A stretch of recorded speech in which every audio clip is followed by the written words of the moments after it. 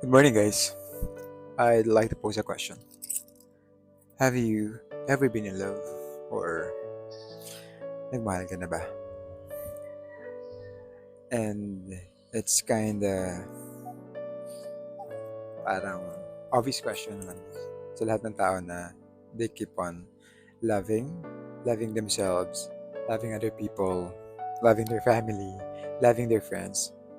Have you ever fallen in love to someone na parang naisip mo na, shit, parang I need someone na makakasama ko forever or makakasama ko sa buhay?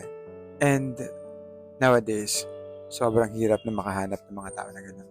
Sobrang hirap na makahanap ng mga tao na parang same kayo at some level.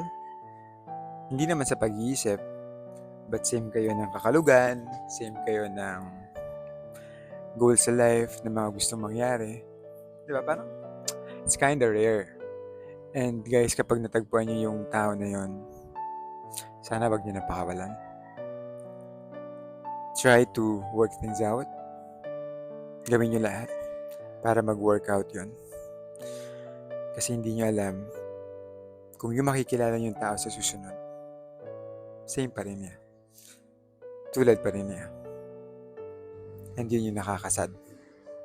At yun yung masakit. Because you'll never know. Diba?